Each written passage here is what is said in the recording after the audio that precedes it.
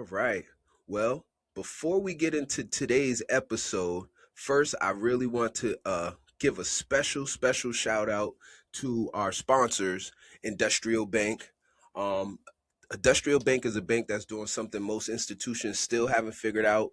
They're actually creating real access to banking, access to financial tools, and most importantly, access for people who are incarcerated. They're one of the only banks in the country that you could bank with while incarcerated. And knowing that this is one of the biggest barriers when coming home or while incarceration is building your financial life. And so Industrial Bank is one of the few institutions in the country that's actually stepping up to solve that problem. So if you're someone looking to rebuild, or if you're an organization that's serious about creating real second chances, make sure you tap in with Industrial Bank. Now, it's with no further ado, I want to welcome you guys back to another episode of Prison Bosses Podcast, where we don't just tell stories, we highlight transformation, strategy, and what it really takes to build power after the system. And today's guest is someone that I say is my brother. I don't usually like to call people my brother. I share that terminology with those that I really consider to be so. And today my brother represents exactly what this platform stands for. Not just because of where he is today, but because of what he had to overcome to get there. And so we're sitting down with Andre Ward, the executive director at the Institute of Justice and Opportunity at John Jay College of Criminal Justice. Andre is a national leader in criminal justice reform, a policy advocate, and a builder of real pathways for justice impacted individuals. And so, with no further ado, welcome my brother Andre to the show. Andre, how are you doing, bro? Hi, how you doing today, Trent? And thank you so much for having me today. I really appreciate it and grateful to be a part of this podcast because I understand its significance and its importance. So thank you for having me. Nah, most definitely. You were somebody that from the day I met you, I just felt your energy that you were a little bit different. And I was like taken back at we were sitting in a room at John Jay College, and when they said they told me about you and said, "Oh, this brother's formerly incarcerated too." And I'm looking at the suit that's fitted to you, the customized suit, and I'm seeing how you talk and carry yourself, and I was just like, "Oh, this brother, there's something different about this brother." And as I've gotten to know you, I think the thing that I can honestly say that I find to be very unique about you is your sincerity, your straightforwardness, but how much you actually care for people. And so every time we speak, like I was just telling you, you got some amazing one-liners that always kind of move me. And so I just knew that, our listeners would definitely find your story inspiring, but also I know the jewels you're going to drop along the way are going to be impactful. And so thank you again, man. So, No, I appreciate it, Trent. And I have to say, right, really just a reflection of yourself, right? We're all unique, right? And me encountering you pick up a similar kind of energy, right, and experience, right? And that's one thing about us, right? For many of us who are formerly incarcerated, we become excellent students of human behavior, right? mm, Because we're in such close proximity to people inside of prison, and we learn to navigate those human little cues and other things, and we pick up right away. And all of us are unique in different ways, but some of our uniqueness is more pronounced, right, given the environment and setting. And I think me meeting you is a similar kind of experience, someone who's consistent, committed to the work, who's arguably like deeply involved in this work in a way that speaks to their own transformation. So that's why when we said this one liner, right, I said, I'm just a reflection of yourself. It's true. mm. So yeah, so thank you I just wanted to add that, Trent, because we're all unique, and having the incarcerated experience makes us even more unique in Mm, different ways, right? So, mm. and I'll stop there. No, that's beautiful. So, Andre, tell us a little bit about yourself. Like, your beginnings. What was Andre's childhood like? Yeah, I was raised in the East New York section of Brooklyn in the '70s, and raised by a single mom. My mom had left when my mom was with my dad, and when about 2 years old, my mom, who had been up from Georgia from the South, coming up to the North in New York City, having met my dad, who was someone who was a singer at the time and then in law enforcement, but not ready to commit necessarily in the way that my mom had been raised, right, with all of her siblings and her mom and dad having been with her and looking for that same experience coming to the North. My dad wasn't quite ready yet, and my mom was. And my mother said, "Well, I have to go since you're not ready." And at 2 years old, my mom left, and we moved to the East New York section of Brooklyn, where she raised me. You know, I never knew what poverty was necessarily by definition, right? I Mm-hmm. understand what it is now, and I realized I was living in poverty, but I didn't know what that was. A strong, powerful black woman, and still is to this day, at almost Mm. 80 years old, and still has all her faculties, still razor sharp. And Love that. my mom, raised me with principles and morals, like live in a certain way, treat people a certain way, stay out of like things that you shouldn't be Mm-hmm. in, Mm-hmm. and so while by definition, I was living in poverty, I just didn't know what that was. I had food in Mm. my house. I had clean clothes. That's I right. had my own room, right? That had to be kept clean rigorously. If not, I got in trouble. So I was raised like that. Yet, over time, as I started to get older, 10, 12, 13 years old, and I began to start engaging with other people outside of my Mm.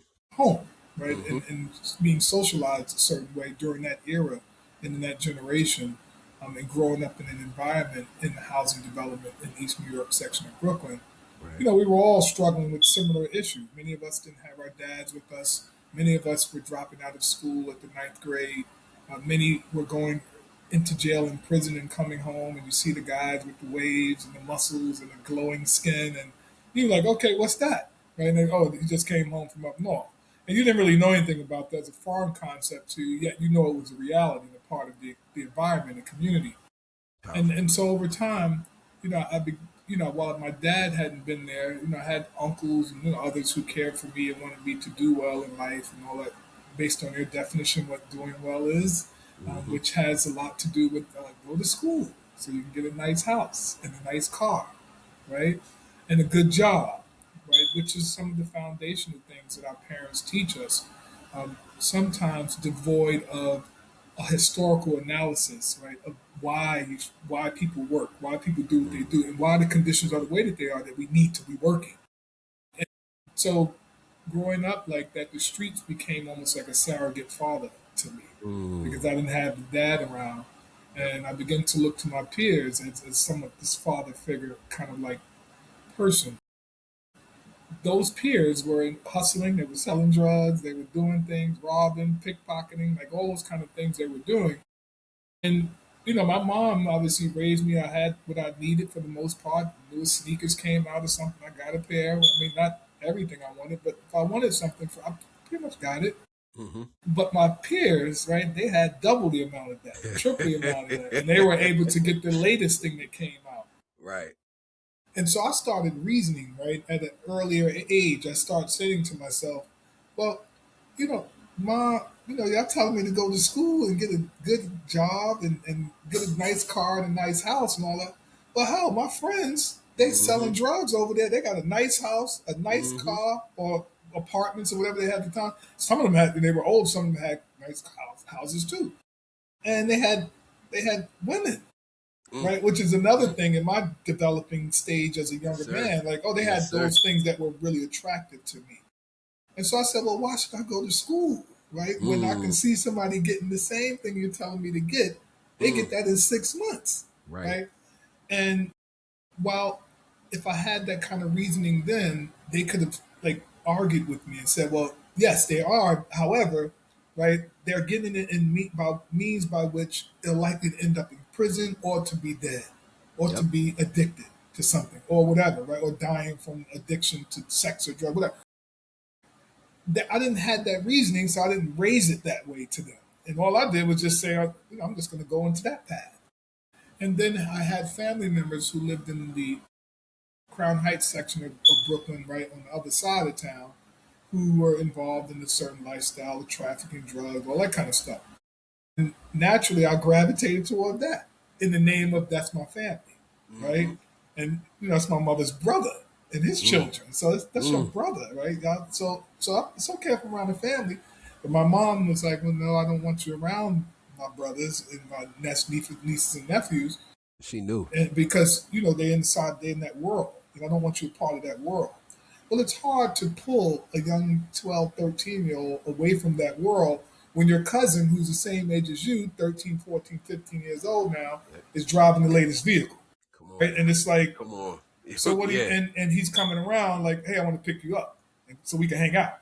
Mm. And he's wearing the latest big rope chains, like all at 16 years old, right? So what do you think I'm going to do? I'm not going to listen to my mom, right? As much I'm gonna as go. I I'm gonna knew go do some that. things was right, but I'm going to go Yeah, do that's that. right. Yep. So I got involved in that lifestyle at a very early age, and then had begun to be exposed to people who had been in that world a Mm. lot deeper and a lot longer, and who were older and who were doing some of the things that in that world people do that land us in prison.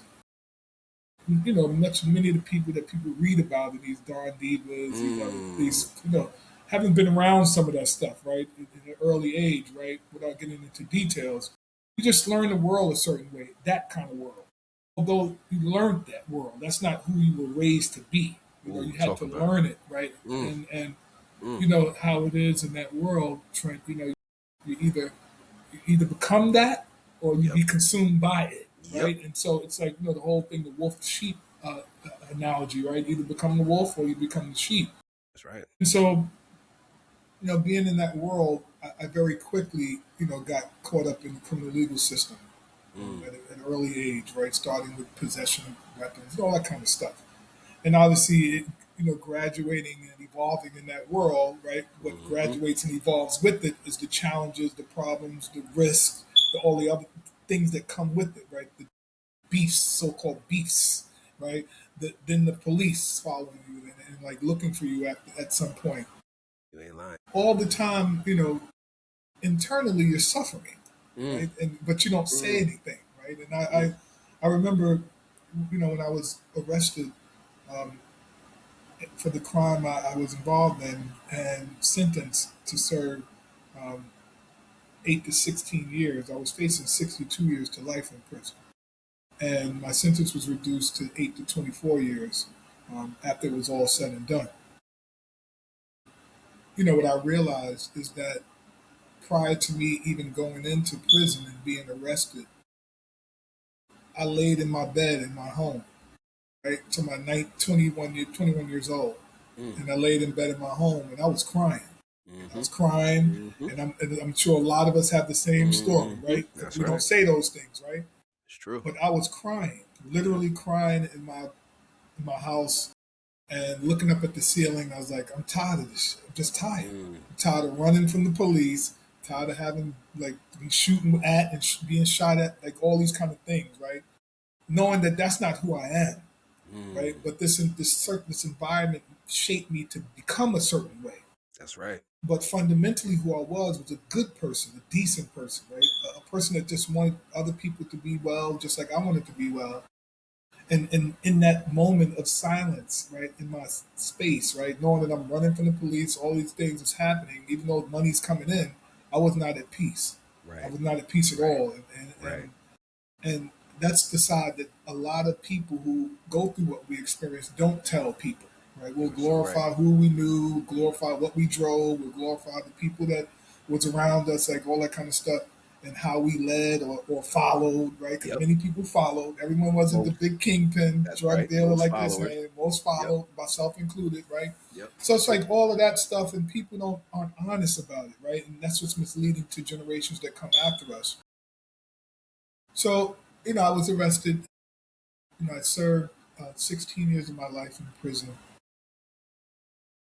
My charge, I had a manslaughter charge. I had a manslaughter charge, a firearm possession, and a distribution charge. Mm. Those were charges that were reduced, obviously, right? The 62 years of life, I had 3 murder charges that I was arrested for, along with drug trafficking and all that kind of stuff. So, after all of that, you get an attorney, paid an attorney.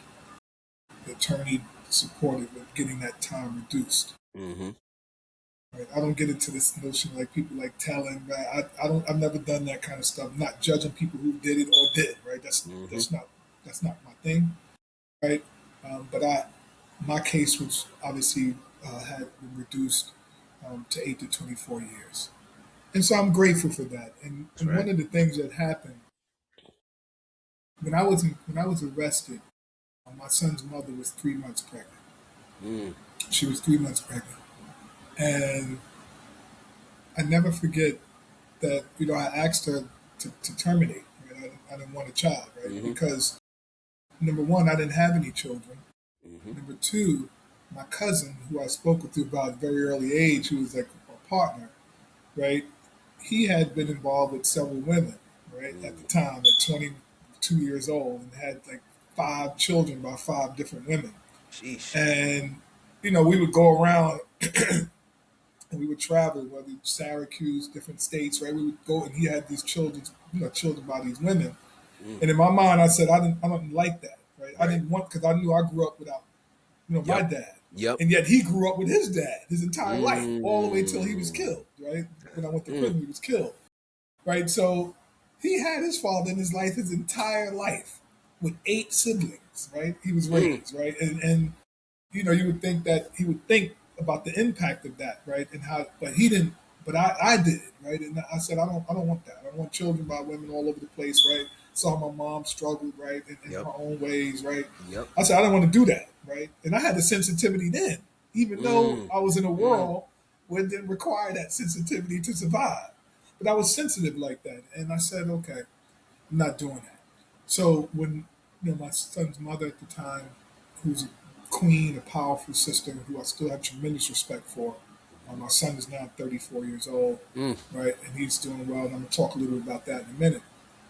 And she and I, we decided. She said, "I'm gonna keep this child. I don't care how much time you give. I don't care. I know you're running and all that kind of stuff." And for that, I have deep respect for her, because she didn't Definitely. have to do that. She could have said, "Nope, in 3 months, let me just get rid of this because you're going away for a long time. What the hell is gonna happen with you?" Right. But she decided to keep our son on Rikers Island at the time. Mm. She was 6 months, right? She was 6 months old and 6 months pregnant. And I went upstate for another case that I had. Right.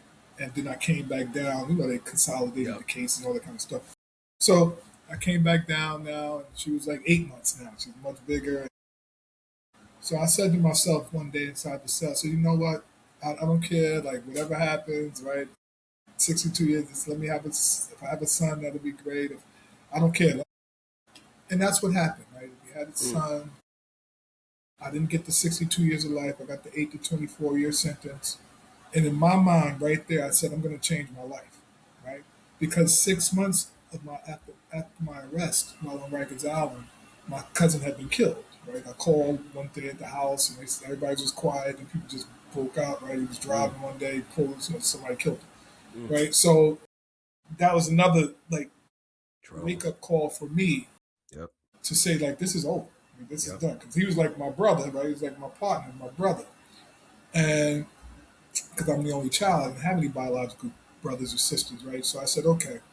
So when got killed, coupled with the fact that my son's mother was having this child, I said, okay, that's it. That's it. And so when I went upstate, right, first stop upstate was to Attica Correctional Facility. So I went from Rikers Island to downstate, straight up to Attica. Now, Mm. I'm 6 months off. This is 6 months off the street. I hadn't even been sentenced yet for those things. I went upstate because I had another case, right? Gotcha. 1 to 3 or something. And they still sent me upstate anyway while the other murder cases, all that stuff was pending. So I went straight to Attica. And that experience in Attica is something that I can't really describe in words Mm. necessarily, because, Mm. you come in 6 months off of the street, right? And then you go straight to a place like Attica, Attica. Yeah. right? Yeah. And you come from this world where you have weapons and people to tell what to do, to go shoot this person or whatever you're doing, because you so-called calling these so-called shots Mm-hmm. in the work that I was doing. And you realize you don't have that stuff going to Attica. Right? You ain't got none of that stuff. And you have correctional officers who, in their ignorance, are racist Mm. and Mm. behave a certain way. Later on, learning about the history of Attica, I realized why they were like that too. It shaped me a certain way when I had that experience, right? And so while up in Attica, and waiting to go back down, I said, you know what, I'm going to school, right? I'm gonna go ahead and get me a GED or something.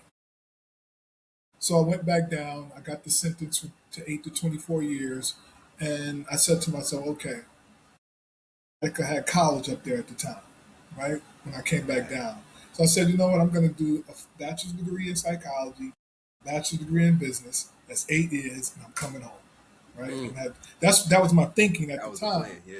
And I didn't even have a GED or anything, but I knew that's what I wanted to do because I had been pretty decent in school. My mom didn't play about that. She made sure she Hmm. was on me about school, like learning. And my mother was pretty learned herself, right?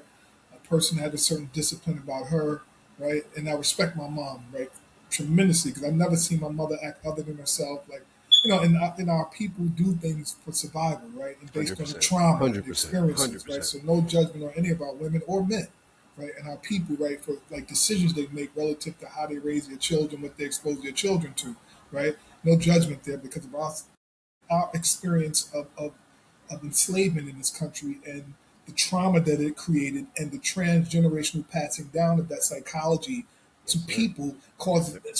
shows up a certain way and impacts us differently. But my Definitely. mom, I never witnessed that. My mom never witnessed my mom doing things that was other than like somebody that would look up with respect and Mm. decency, right? And so and that is something that she instilled in me. So you see me like this is really a reflection of how my mom raised me in many Right. That's instances, right. right? But also like my other experiences. After I got sentenced, I came back up to Attica. I self-studied. I passed my GED, and then I was transferred after about 6 months in Attica because my classifications had dropped. Right, I was still a max, but I wasn't like max, right, in that way. So they transferred me and brought me down to Green Haven Correction Facility in 1993. Right, I was incarcerated in 1992. I went upstate, but in 1993, I was transferred to Green Haven Correction Facility, and it was there, where my life really began to transform.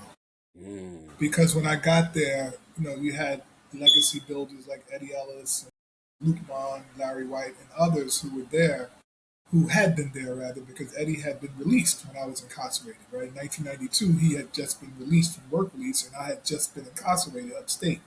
So I didn't know anything about Eddie or any of them until I got to Green Haven. And when I got to Green Haven, myself and another brother by the name of Don Core, Joseph Robinson, he and I had grew up in the same housing development in East New York section of Brooklyn. Hmm. And while we weren't involved in that lifestyle with each other, because I didn't see him or whatever, we just happened to grow up in that same housing development, even though I wasn't around him even in housing development necessarily.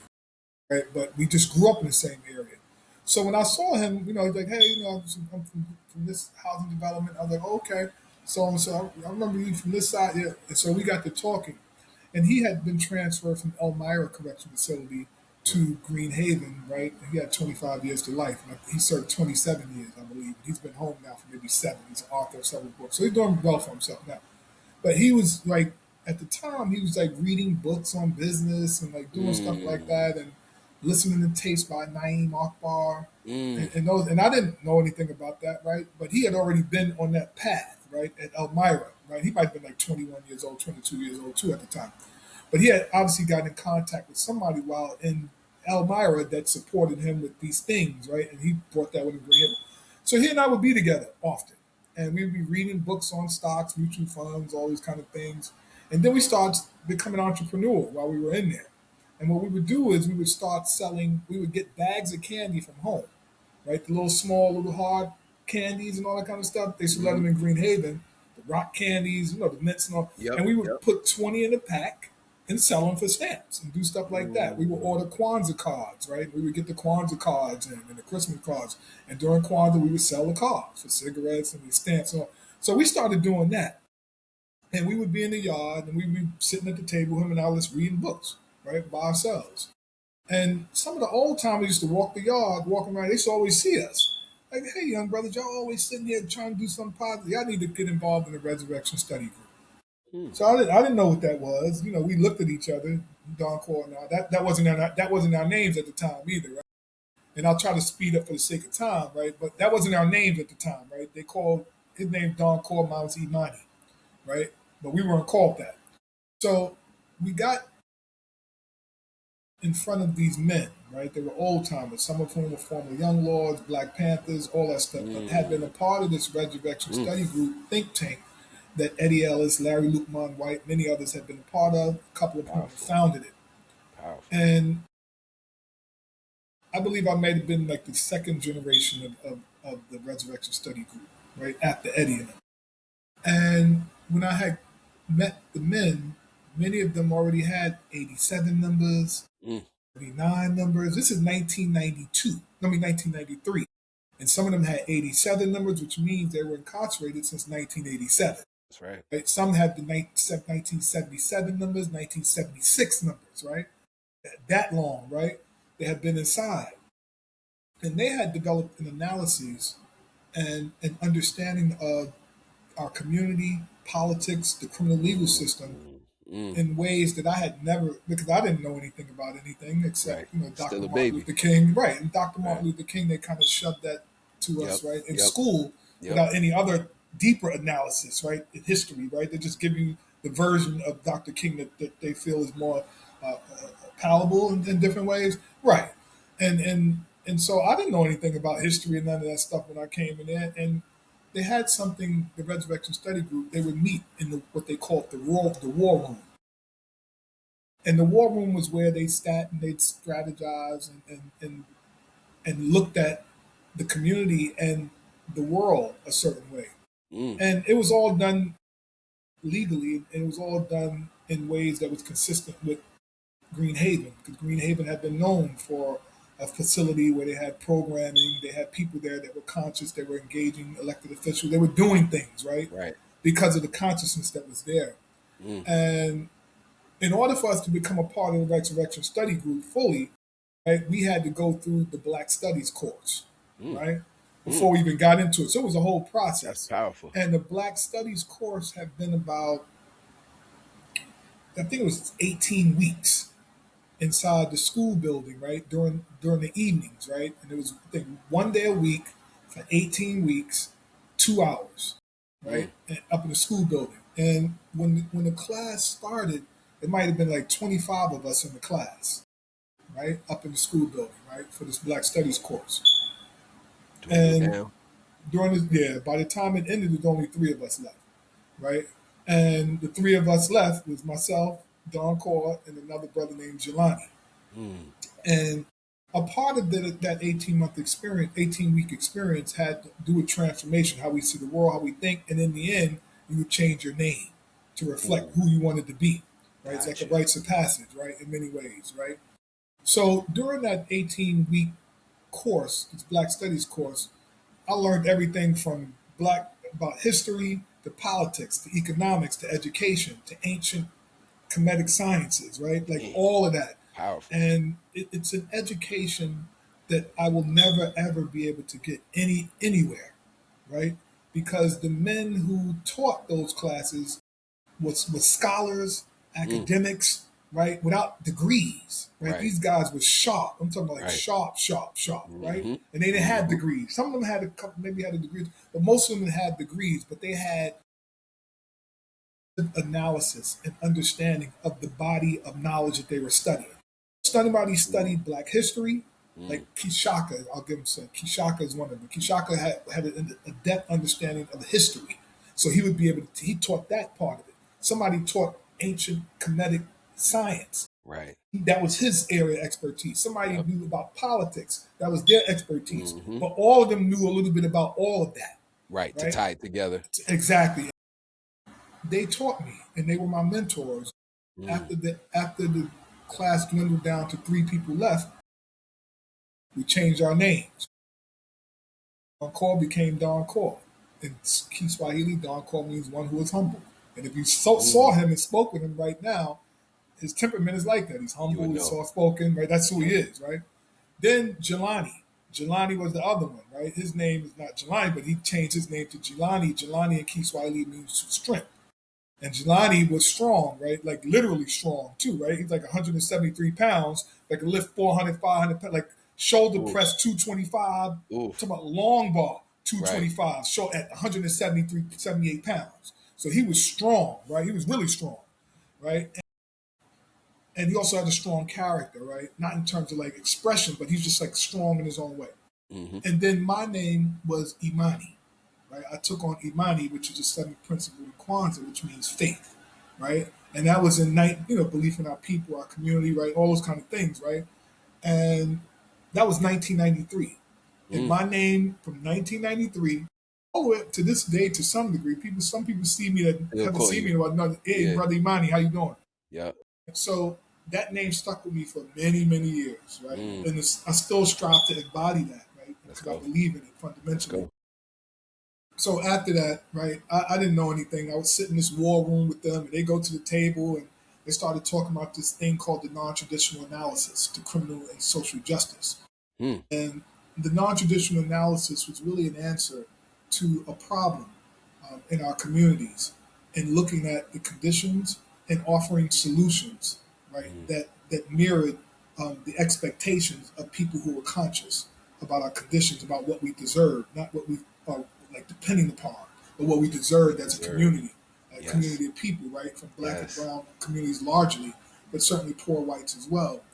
And that analysis is what shaped a lot of the academic Mm. scholarship today Mm. around criminal justice and criminal justice reform. The seven neighborhood study comes out of that analysis. That's crazy. And I learned from that analysis. And Eddie Ellis and others had shaped that and Mm. created that non traditional analysis in 1996. I had been a part of the group of men who revised that analysis. And in that experience, I didn't know much. They used to ask me all the time, say something, you might talk. I wasn't talking because I didn't know anything, right? I'm listening to them. I'm I'm hearing all listening. these Yeah. concepts and Yeah. ideas. I'm like, wow, this is powerful, right? And I didn't have much to say. All I could do is just listen and be like a student, right? Just Mm. stay a student. Over time, right, I started like experiencing things with them. We would invite elected officials in, right? Mm. We would engage academics from Yale, from Harvard, right? These Mm. other places. We would engage them while we were in college. We're talking about 1993, 94, 95, right? Yeah. This is crazy. Before a lot of people, That's and right. again, I know a lot of people are doing great work now. Right? There is a history, right? And it traces back. It I'm always not the starts kind of somewhere. person, right? I'm not the kind of person to lift up like, oh, I did this, I was that person. If you notice how I described it, I was a part of a group of men who were responsible for revising this. Not saying I did this. Right. Sometimes people do those kind of things, and that's not what 100%. you shouldn't have 100%. to do that, right? Yep. If you were a part of it, if you weren't, you weren't. That's it. Or you Right. were Point around blank. it. Period. Yeah. That's what it is, right? Over time, the Resurrection Study Group started engaging other people. We bumped into somebody by the name of Dr. Gary Mendez. Says to be pleased, he's transitioned several years ago. But Mm. Dr. Mendez came in with this idea of what is called the National Trust for the Development of African American Men. This is 1995, Mm. right, in Green Haven. And when Gary brought that in, Gary brought that work in to develop leaders for our communities. And his role, Dr. Mendez, was to ensure that this leadership development training that he brings to us would enhance our skills, right? Would also prepare us for leadership in the community and to develop professional expertise that would be able to impact anywhere we went. And so the Resurrection Study Group analysis through the non-traditional approach to the Black Studies Group, coupled with the Black Study, coupled with the National Trust for Development of African American Men, put on top of that, Mm. right, really produced some really powerful people, men in particular. So we're talking about men facilities at the time, right? And The master that, class. yeah, it really was. It Mm-hmm. is. And from that, Gary had a relationship with IBM. 1995 we're talking about, right? Had a relationship with IBM. And remember, I'm only in prison now 3 years, 1992 to 19. I'm only in prison 3 years. This stuff is happening quickly. But I'm Fast. a Yeah. student, and I'm the kind of person that I'm disciplined when I'm in something. So when I Mm. got in it, I threw myself In fully it. in it. I didn't care what Right. people thought about me in my ignorance. So I didn't care about what people thought about me and changing my life, right? And Right. so That's I right. wasn't some like wild person running around either, like killing everybody. I wasn't doing that necessarily, Mm-hmm. but people knew like he was about that world, right? He's not the kind of person that you're gonna be handling with disrespect anyway. So, Right. oh, that's good. He changed his life. Good, Right. or Let whatever, him. right? Good for him. Right. Good, right? Right. Good for him, Yep. right? It was that kind Yep. of thing, right? And I wasn't trying to run around trying to be like play both sides, right? I was out, right? I'm no Yep. longer in. I'm Yep. out, and this is what I'm doing, and this is what my life is going to be about. And that's what it stayed from 1993 all the way to present. That's how I've been, constantly Mm. evolving and growing, right? But Gary had a relationship with IBM, and IBM at the time they were transitioning with computers. Technology was transitioning. The old IBM computers were starting to become obsolete. But in prison, something 10 years old is brand new It's for us new. That's inside, right. right? That's right. So Gary had spoken with the correctional administration there at the time at Green Haven. We had also got spoken with them and met with them, and we were negotiating getting the computers inside of Green Haven to establish a computer literacy program. Mm. And so through Mm. negotiations and through Gary's understanding of human beings and nature in that way. He's like, listen, right? If y'all have some challenges with the IBM computers coming inside and us setting up a computer literacy program here, right? I'll tell y'all what. I'll give your officers here at Green Haven free computers too, right?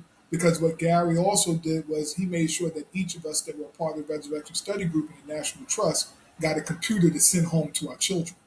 So in 1995, all of us, there's about maybe 10 or 15 of us who were part with the core members, leaders of that group, were able to send our children computers to their home. That's 95, powerful. I'm talking about, right? 95. That's Yeah. powerful. And so right there, my family, my children, they start to see like, oh, this guy, this really did change his life around. He's doing this other positive stuff, right? Whatever. So after the negotiation, we had established the first computer literacy program in the history of docs that I know Mm. of in Green Mm. Haven in 1996. That was established in the 1996. Right after that, we were transferred. A lot of us. Remember, now I got 4 or 5 years in, so my classifications dropped. Now I Drop. become medium, Hmm. right? So several of us start getting transferred out. Even some of the old timers who was with us had 77, 76 numbers. They start the classifications drop. They start going to these mediums. Hmm. So from Green Haven, I went to, and let me know what time, Trent, so I can make sure I keep up with time here, right? We're Respecting about the time. 37 minutes in. Okay, so I'll speed it up a little here. And from there, I went to Fishkill Correction Facility. Again, now having this training now and this thinking now, everywhere we're going now, I want to interface with the administration. Who's the DEPIS programs? Who's involved Yeah. in? Who's a part of the Lifers group? So that's automatic everywhere I went. Even though I didn't have life at the end of my sentence, my charge was everywhere I went to make sure I localize myself in spaces where programming is happening, where empowering people, transforming their lives. That was my assignment, and that's what I did. Yep. So I got with people in Fishkill. We got involved in the organizations, the groups. That's when the Y2K thing happened, and they started Hmm. transferring a lot of us out, shutting us down. All that kind of stuff started happening, right? And I just started staying involved in programming. Then from there, I got transferred to Otisville.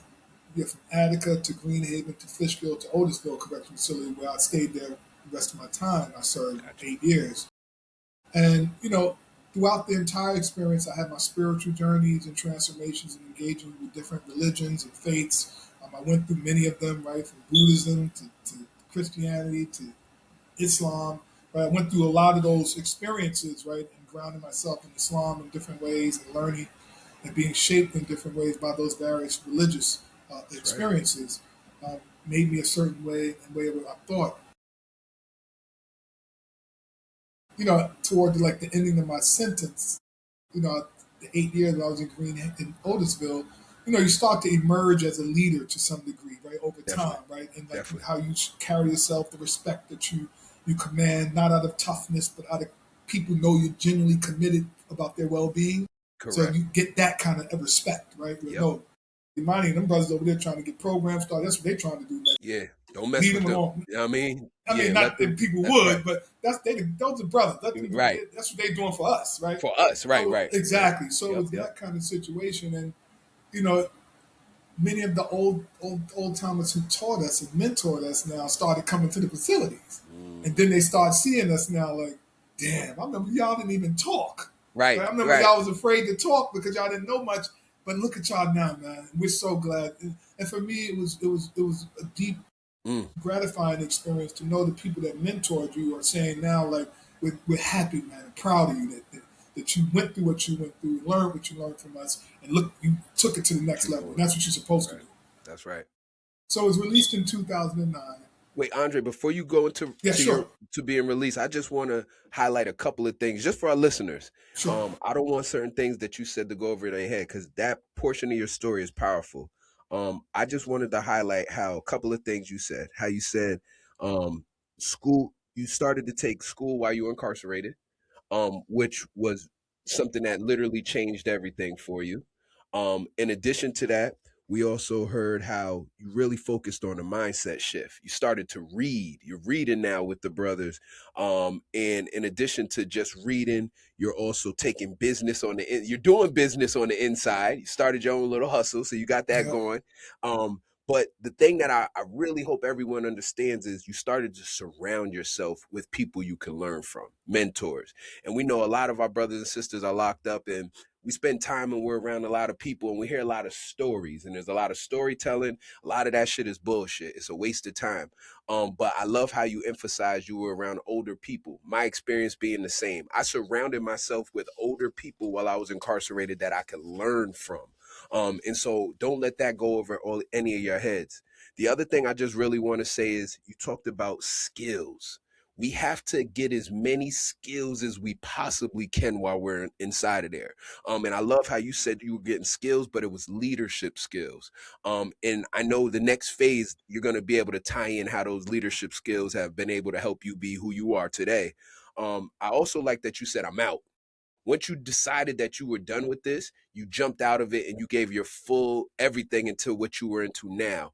And I think that could be a good transition for a lot of our individuals who might be gang related, to understand, you can just say, yo, I'm done. And I know you weren't in any gangs, but we have to have that mindset when we're done with something, we're out, we're really out, because too many people do what I call play double dutch, where they're kind of playing a little bit of this and a little bit of that. And I just feel like the universe never will give you what you deserve if you're playing double dutch. You have to commit yourself to something. Speaking of that, you went on a spiritual journey. Same exact thing I did. I explored so many different religions while I was incarcerated to learn the premise of religion, to understand spirituality, to help me develop a relationship with my higher power. I love that your name became faith because you're going to need faith. We all need faith. And in the good book, it says all you need is faith the size of a mustard seed to move mountains. And so, and then lastly, you learned the game. This is something that applies to anything. You learned how they operated in the facilities, how they got programs in, how they were able to get computers and get elected officials. And then all you did was then copy and repeated that at the new facilities you went to. And so that's something that's special about knowledge is once we know how to do something, then it's on us. The onus is now on us to continue to copy and repeat that in a positive outlet. And so I just wanted to highlight some of those things because I feel like those are very unique pieces of your journey and the shift that became to who you are today. And with that being said, so now you're released. yeah, and thank you for summarizing that trend and highlighting those points. They are incredibly important, and people have to realize it. When I was incarcerated, there wasn't necessarily a strong presence of what they call gangs, right? That wasn't even Right, heard of. right, right. Yeah, right, 1992, right. Bloods and Crips on the East Coast. I didn't know anything, but nobody. So We true. weren't dealing So with that. true. We were obviously part of a gang by legal definition, right? You're part of a gang, right, in that way. But I wasn't a part of affiliated in that way with street, what they call gangs or street organizations. And I know it's a little different, right? Sometimes people get involved in street organizations in this day and time, right? To get Mm-hmm. out, you got to do Mm-hmm. something, right? You get Mm-hmm. harmed or hurt someone. They got these whatever criteria they have to get out. So I know it's tricky versus when I was incarcerated, being involved in the gang legally. It wasn't that. I was Correct. legally by the term by court of law. You were a part of the gang, but they didn't have that. It wasn't like you ain't this or whatever necessarily. So you step out, you just step out. The thing is, I think nothing is more powerful than a well made up mind. Mm, There's nothing more powerful than that. The only thing that can mm, stop a well made up mind is death. mm, Right? When your mind is mm. made up, the only thing stopping that is death. Get Right? So rich or for die me, trying. exactly for me, it was like I didn't really care what people thought about me in my ignorance. Right? Mm-hmm. When we were ignorant doing stuff, we didn't care necessarily. Not People, at you all. shoot Not at people all. broad daylight, Not at whatever you're all. doing, you don't care. right? So why would I care what people thought about me trying to do something better for my life? So true. That was a no brainer for me. It's like shit. I'm trying to do something better for my life. But I can't. When I was doing something self destructive and harmful in my life, y'all validated that, lifted that That's up right. as a thing in That's our right. ignorance. But I'm doing this. Y'all frown about it, down on, Mm. and some of what they would say, and then I'll transition to the reentry part. Sometimes people would say, and they probably arguably said to this day, you wasn't doing that when you was in New York, right? You hear people saying that kind of stuff, right? Now you want to Right. come in, want to read, want to be in Yeah. programs, Yeah. carry a Yeah. Bible or Quran. You wasn't doing that with New York. Well, what else am I supposed to do in here, Very right? true. That's the question. When I'm supposed to stay the same way I was in New Right. York, Right. right? I'm supposed to be here. You're supposed to sit down and reflect for the So harm you true. caused in your So communities. What true. else am I supposed to do? Yeah, of course, I wasn't doing it in New York because I was doing ignorance in New York, right, or whatever. And here it's about developing yourself, growing, become a better person, going That's back to right. your community as an asset, which leads to the reentry piece, right? Coming back to the community as an asset. Mm. And one of the things that um, Gary taught us in the National Trust of Developing African American Men, history equals values, values equals lifestyle, right? And so when you understand those things, right, you look at this dynamic of like you learn from your history to develop your values, right? Your values dictate your lifestyle. Talk And about it. I wanted to make, because I had an understanding of history now upon my release, right? I had a certain value system, right? Yes. I knew the history of this country. I knew the history of this people, right? Because Yep. to your point of reading, I became an avid reader inside, an avid reader, an avid Mm. reader. And I Mm. probably read a book a week. I'm not talking about Mm. street lit. I'm not talking about Yep. street lit. Nothing wrong with that. Street literature, like the Donald Goins, like all that Mm-hmm. kind of Mm-hmm. stuff, right? If Mm-hmm. that's what people went to, we had those phases. We all went through that, right? But I went through after that phase, right? When I began to become conscious, it was no longer like reading stuff to be reading it. I read Right. with purpose and intent. And Yep. so once a week, I'll Mm. probably read a book. And I catalog mostly every book I've ever read since I've been incarcerated. Mm. And for me, that's what made me like, oh, like I had to understand the world differently. I wasn't afraid when I was released from incarceration after 16 years, right? Because I was inside, I was a clerk, I typed on computers all the time, using Word, or I was doing that already, Yep. right? So I was interacting with the DEPA programs, DEPA Mm. security, superintendents. I Mm. was interacting with these people in official capacities before I even came home. So Come for on me now. to speak with an elected official out here or some CEO out here, and then prior to that, I was in the world, in that other world, right? Where Talk I it. wasn't necessarily afraid of Yep. people necessarily. I mean, we have fear, of course, we're human. But I wasn't afraid if I had to like step into something, I would do it in my ignorance. So why would I be afraid of talking to somebody in a suit on the top? I don't care who you are, you're a human being just like me, Come on right? now. But I had to learn the sophistication that comes with that engagement, Yep. right? You engage people in different perspectives and different environments, and you need to know how to adapt in those environments. And while that's Mm. the part that we didn't have, right? Right? They call it code switching in different ways, Mm-hmm. right? How do you shift Mm-hmm. from like a one way of thinking and go into another room?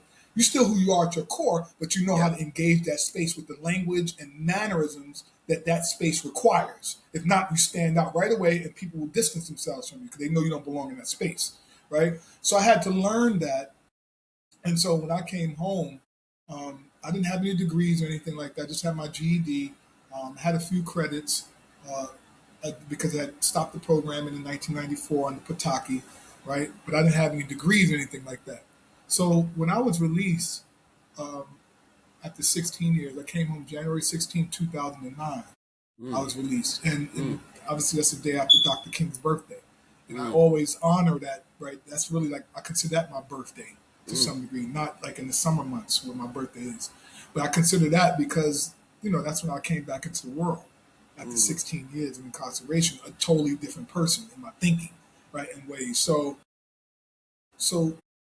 a week after I was released, uh,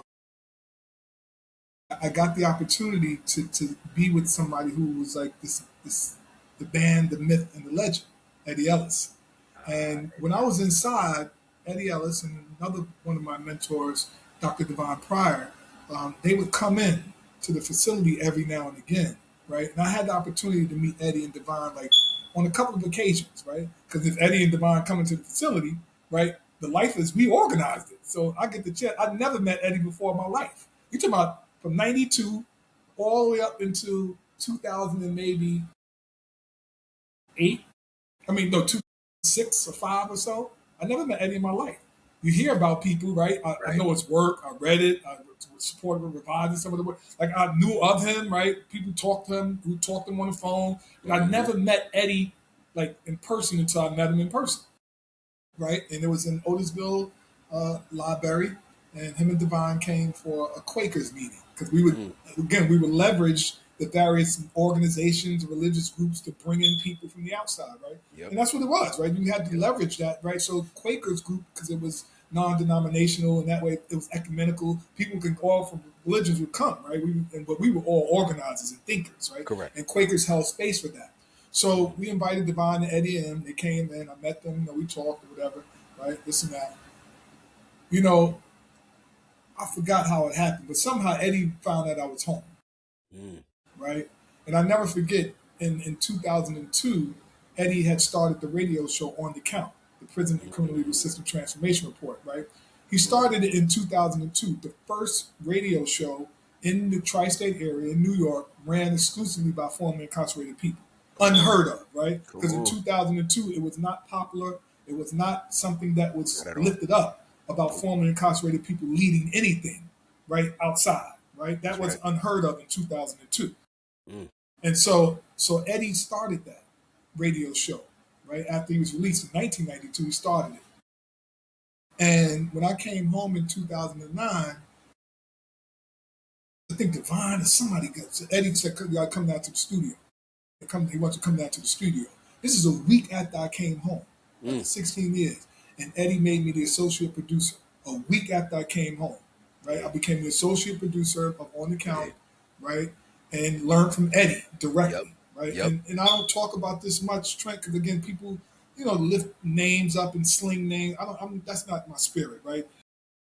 I'm telling you just the facts of what happened with me, For contents right? of the story. I got you. I got Exactly, right. you. I So got you. Eddie, I was mentored by Eddie in that way, outside now, right? I didn't get, Outside. but I'm on the Yeah. outside being mentored by him, right? Yeah. And traveling with him, flying with him. We go to Minnesota, different states, and I'm with him. He wants me with Mm. him, right? So I Mm. became like his acolyte, right? And studied a lot under Eddie, and we're traveling with different schools, Vassar College, co-present with him, right? Mm. And that's I take none of that for granted, right? Yeah. Because not many Yeah. can say they had that experience with Eddie Ellis, right? And almost like a father to me, right?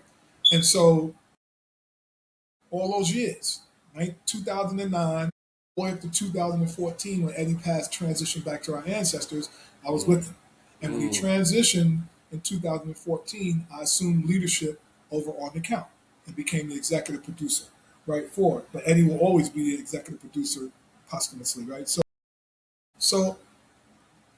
from there, 2011, I started working at an organization called Network Support Services.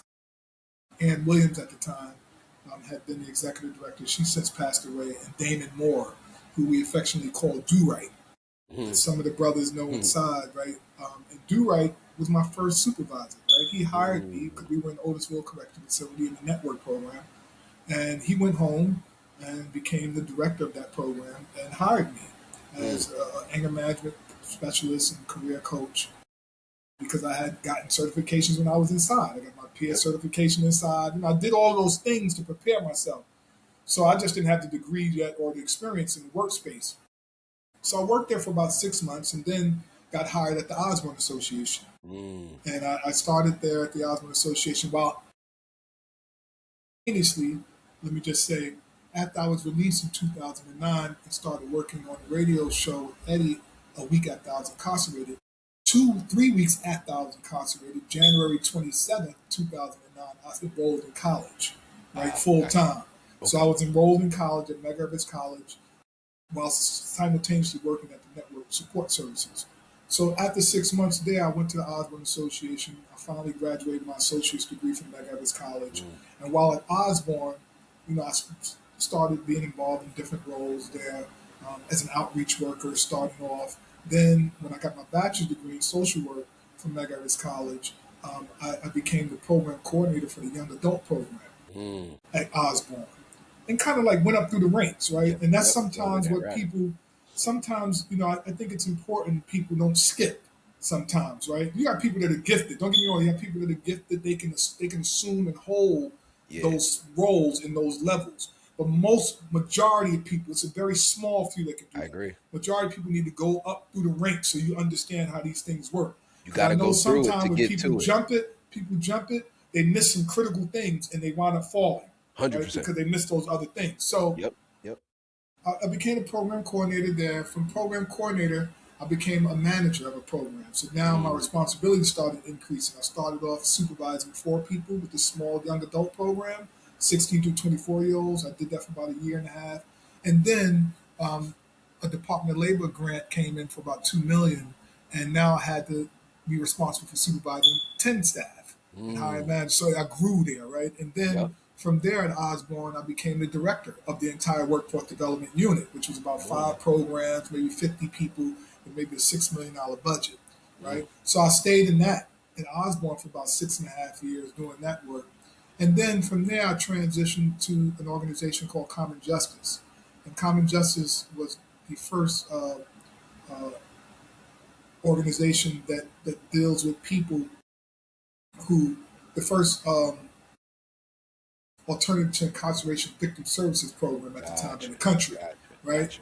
And led by Danielle Serra. So I left Osborne after getting some experience there, from Mm-hmm. frontline staff to program coordinator to manager to director of the entire Mm, division, and mm, went over there to do that victim services work, which is rooted in restorative justice principles. That's what it's all tied in. It's a really unique and amazing program, Common Justice.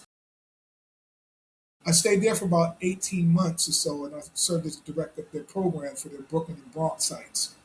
Did some restorative justice circles and mm-hmm. all that stuff, and got my understanding of restorative justice work Mm, there, and mm, deeply grateful for that. mm. So, following that, I left Common Justice to transition to the Fortune Society. Right, so I've Right. worked in several of these nonprofit organizations, some of the major ones in New York City, particularly Osborne and Fortune has been around for many, many years. Not to mention the value of any of the other reentry organizations like Exodus and others, because they all Mm-hmm. do good work and Good work. contribute to helping Yep. our communities.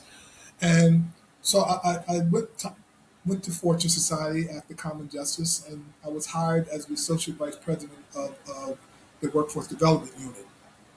So I held that portfolio for about a year, um, and I never forget. And this has to be told. Stories have to be told that Agree. deal with reality, I with the agree. struggles too, right? It's not just all like Peaches and perfect for cream. me, That's right. right? Yeah, Because I was yeah. going to school throughout that time. I was going to school, then I went to grad school. I got my master's degree from Lehman College of Mm, Social Work, and mm, I stayed in that role at Fortune for about a year, that workforce development role. But the CEO at the time, Joanne Page, and the deputy CEO at the time, Stanley Richards, who's now the commissioner of Rikers Island, yes, a sir. Yes, good sir. partner who I have tremendous respect for and grateful for Yep. Stan. They felt that I wasn't holding that work in the workforce development unit for that year. I wasn't holding it in the way that they wanted me to, right? Which is real, right? These Mm-hmm. things are real, right? Like you have to reckon with that and say, okay, if you're not holding certain things a certain way, okay, if somebody is seeing that that's not a fit for you, right? You have to respect that, right? That's right. They're in leadership, they're your Yep. boss, that's what Yep. it Yep. is, right? Yep. Even so if they terminate you, that's what it is. But you don't walk away like loathing, right? And like Correct. with your head Defeated. down and right, Correct. none of Correct. that stuff. You feel horrible inside Yep. to some degree. But this is what happened though, right? Because when you show up as a leader, like people recognize that, right? When you are 100%. committed, you got a certain energy and temperament and spirit. People recognize that they're going to Yep. support you regardless. Yep. So what they did say, however, is Andre, like we also know that you, like Eddie, your mentor, radio show, like all that kind of stuff, Mm, you involved in policy work too. We know that. So we want you to do whole lot policy work here. Right, mm. so they shifted me from the workforce development piece, which I had my whole background with that right at Osborne, to now the policy piece, which I did outside of my 9 to 5 with Eddie and others. But now this is became my job. So I Yes. transitioned after a year at Fortune and being holding their workforce development portfolio. They transferred me to the David Rothenberg Center for Public Policy to hold that portfolio as the associate vice president of that division. So I Mm. became the associate vice president of the David Rothenberg Center for Public Policy, and I did that for all the way for almost 5 years Wow. until I transitioned now to where I'm at now as the executive director for the John Jay College's Institute for Justice and Opportunity, which I've been there now for almost 3 years. Mm, So I've had this kind of mm. experience in that John Jay College's Institute for Justice and Opportunity. We work at the intersection of higher education, workforce development, and reentry, and Everything higher you've been education doing. and prison. Right, all is so all tied together. And I Yes. had the great opportunity to do that work with some amazing people that I work with at the institute. But it's all learning, and it's not easy, and it's not sometimes always smiles and happiness. Right, it's real struggles being in these roles, being in this work, because I've never chased after opportunities, Trent. I've Mm, never.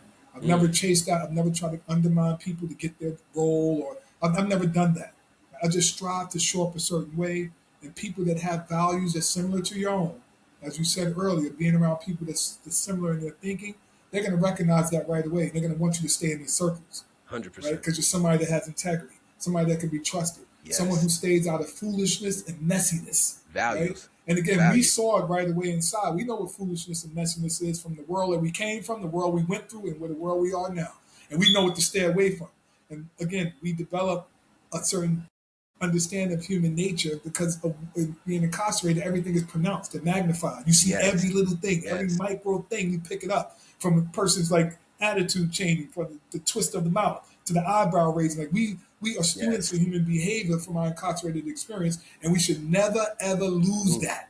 I agree. Every time I go to Otisville to speak with the men, I tell them never ever lose your sense of like how this space is So and how true. people move, because you're going to need that. Because just because someone wears a tie or has a PhD or is a CEO, right? It's still people still are behaving ignorantly, 100%. right? And you need to 100%. know how to navigate that, right, to be able to maintain your sense of of respect and your sense of of what we call Dignity. integrity. No, integrity, Integrity. Yeah, right? yeah, yeah. That's what it is, right? Yep. Because again, people, just because you're in these spaces or in these roles doesn't mean you're not going to be tested, Agreed. right? And On you know different what, levels. and Andre, you said some amazing stuff and some things I just got to make sure that Yeah, don't go sure. over their heads. So one thing I love that you said is you came out with purpose and intent. Purpose and intent. Like if you don't know what the word intent means, or if you haven't identified what your purpose is yet, it's almost like you don't have a mission. You'll be at a boat at sea and you'll just drift and go wherever the waves take you. But when you have a purpose and you're moving with intent, now you're the captain of that boat. And it doesn't matter if a fucking storm is coming. You know where you're going and you're going to get through that storm. Staying in that same vein of a storm, you identified it's not always easy. And it's really not always easy at all. In fact, what I try to tell people, there's three phases of life that we're all going through. No one gets to escape it. I think I might have heard Les Brown or somebody like that say this. They said either you're going through some shit, you just got out of some shit, or you're heading towards some shit. And so, there's no getting around that. I also love that you said you never chased anything. And I'm a firm believer of that because I feel like you can only chase something if it's running away from you. And so what we do is we attract things to us based upon who we are and what we become. Um, and then a couple of other things I'll be remiss not to say is um, you talked about being hired by Do Right, someone who you were at one time incarcerated with. And so for my people who are locked up, this is why I always say it's so important to network with people while you're incarcerated. Because Yeah, you never know who the person to the left of you or to the right of you is going to go home and do. But one thing I do know, in every facility around this country, there's people who are coming home who are going to do some amazing shit. And absolutely. you can be a part of that. And then lastly, from Andre's story, what we see is he came home and when he humbled himself, he took entry level roles. He went back, he got his education. That's a part of that moving with purpose and intent. He knew that he needed to do certain things to go to where he needed to go. He needed certain skills to be able to open up doors from him. And he took those And things nobody owed me anything, and Trent. talk about it. Nobody To owes your point, anything, right? apologies for the interruption, but I had to get that in No, there. Like it's true. nobody owed me anything, and I And realized that. and how about this, Andre? Ain't nobody coming to save us neither. So they don't owe us nothing. Then ain't nobody saving us. We got to save ourselves. And you did that. by taking those entry level roles, by working, by going to school full time, and then continuing to scale And yourself up working full time, and working full full time, and time, going to school full time, right? making And no living in the East excuses. New York section of Brooklyn, Yes, sir. and working all the way in the Bronx, Yes, sir. Westchester Avenue, and having to go all the way up to Kingsbridge in the Come Bronx on. to Gleeman, So right? you Getting damn near hitting home, every borough. getting home, and again, people don't see, they see the outcome. They don't see Yes. this, like the struggle, like what people went through Yes. to get where they are, Yes. right? I'm a Yes. homeowner, business owner, right? I've written a book, right? Come I have on the now. book I wrote many years ago, right? And other things I've experienced, right? You have cars, like all these things, right? Since I've been home now almost 16, almost 17 years. But they don't know what I had to go through in these 17 years to get where I'm at and Correct. still building, right? And Correct. it's still work, Correct. right? And so it's not microwave, it's not Nah, instance. there it It's is. a process, and it's going Yes. to take some real work to get where you want to be. But it's possible. Well, it's absolutely 100% possible. And to your point, like you have to be around the right people, attract those things, right? And not be concerned about what people think. I say sometimes to people that, when I was inside, you had these guys, right? Some of our colleagues, our peers, I'm sure it happens in the women's facilities too, where you're striving to do the right thing. And, a lot of guys, oh, look at them, they doing this. And these guys, they with the Mm-hmm. administration, all Mm-hmm. these guys number rats. They be talking to them, Mm-hmm. all that kind of stuff, right? Mm-hmm. I didn't dignify it because I know that's not what I know. I wasn't that, right? And I wasn't like what they thought about me could never be more important than what I thought about myself, especially when I knew I was doing the right thing. So I didn't really care about that. However, I'm saying that to say, right, to your point about you never know what people are going to do when they get out. Some of those same people that was acting funny and doing that stuff, hey, Andre, can you give me a job? Come Hey, on. man, Come right? And on. in my mind, I Come say, on. I remember you used to do that. I remember you used to act like funny, right? But I knew they didn't, I was light years ahead of them in my Correct. thinking, right? Correct. And not that Correct. I was better or worse, right? I just knew where I was going. They Correct. didn't. Purpose and intent. Now they're finding out where they want to go, and now they're catching up, right? And so I'm not going to hold them in their ignorance like that, but I'm not going to forget either, right? I'm with And you if I now. can, I'll connect them. I'll Right. connect them with stuff because Right. that's my responsibility. I'm in the Right. service work, not in like some like oppressive work. So all of that is real, and I've had several experiences like that throughout my career where people and hired a couple of people too, right? That's right. So That's to your right. point, right? But it's also about keeping yourself humble, right? And just like staying away from like messiness, right? As you 100%. see, 100%. sometimes the slickness and messiness is more sophisticated the higher you get up too, Mm, right? And if you mm. don't know about that, you get messed around. The So people true. will handle you a certain way. They'll do Yes, they things will. to you, right? Yes, they will. And so you realize like that move you just did was some street move that people did Mm-hmm. 40 years, 30 years ago. People still doing Mm-hmm. that, Still and doing that. you know right away what you're dealing with. You Yep. distance yourself from it. Far I away. don't engage with it. As Far, soon as I far see away. people acting like that, I don't care. You got a suit on, a dress, a tie. I don't care what it is. If I That's right. see you, your energy is a certain way. I'm going to respect you as I extend my respect to any human being. And I'm going to Yep. give you room. I'm not going to be Plenty around you of it. like that Plenty of it. Take all the because room it's you need. unhealthy. It's unhealthy for my spirit, right? And what I'm That's trying to true. do. But it's just so much, right? And I'm grateful, right, to be able to serve and to learn and to have lessons in my life, right, where you grow, Yep. right, in different ways. Yep. And in my experiences, I'm still learning, right? I always say I'm a student for the rest of my life, and my classroom is the entire universe. I'm Talk about always it. learning, going to continue to learn. And that's the Yes. thing, like for those Yes. inside, especially the brothers and sisters that are incarcerated now, right? Like you have tremendous opportunity, right? We have to Mm. just keep learning, keep growing, right? And don't allow what's in front of you to stop you from what you can do now, No right? barriers. People say what's in front of you is like, I got 20 more years to do. Okay, but what's in front of you right now, There it right? is. Because reentry starts when you're incarcerated, not when you get home, Yes. right? Yes. And we all know, we knew that, right? We were taught that, right? When we were inside.